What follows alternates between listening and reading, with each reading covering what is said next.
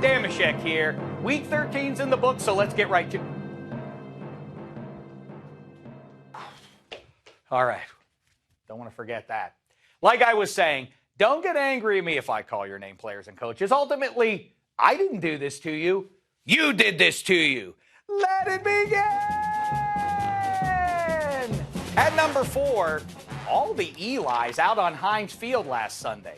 Don't know if you noticed, but not 1, not 2, but 3 guys named Eli were out there. Manning, Apple, and Rodgers. Pro Football Reference says that that's 1/2 of all humans named Eli to ever play in the NFL. With a Manning here and a Rodgers there, Eli here, Eli there, Elis are everywhere. Oh, Odell's a fan of this guy's singing. Thank you, Odell. At number 3, Matt Stafford is a legit MVP candidate, and his lines are looking awfully good. By the way, most every prognosticator picked the Saints to win last Sunday. Not football, baby.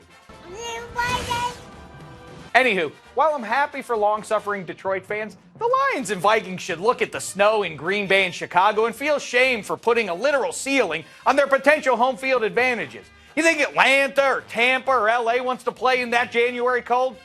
Not that the Rams need to worry about that. But don't just take my word for it. Listen to legendary Vikings coach Bud Grant. We're going to practice in the cold. You're going to get used to the cold, and you can catch and kick and hold a football in the cold weather. See? That's an advantage. And besides, look how glorious it is. Snow angels, snowball fights, snow globes. Let it snow. On the field, I mean. Now it's time for the Everyman, presented by the Campbell's Chunky Everyman All-Star League. And this week it goes to Deja Vu and the football gods, who righted a potential wrong in the so-called game of inches with Eric Berry's pick 2 on the Falcons' attempt to go up 3 in the fourth quarter against KC. Of course, it instead gave the Chiefs a 1-point victory, but don't be too bummed out, Falcons fans. It was simply a market correction.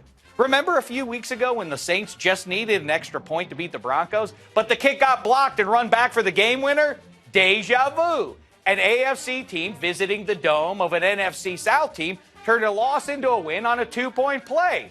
Also, I'd be remiss if I didn't honor Marquette King, the Raiders' royally entertaining punter, and the punting in to 2016 struggling kickers Yang. Congratulations again, Mike Nugent, I think. At number 2, the newly extended head coach of the LA Rams, Jeff Fisher. I think he's looking for that glowing scouting report on Jared Goff. Keep looking, coach.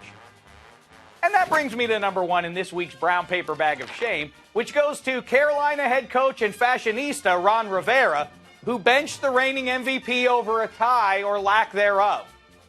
Wait, what?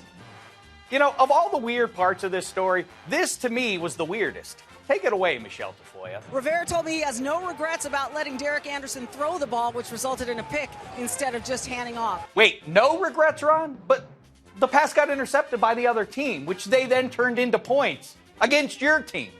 You want a fashion tip? Put this on. It's the brown paper bag of shame. Wear it well. Till next time, try not to embarrass yourselves and have Cam Newton do the throwing, huh? Shek.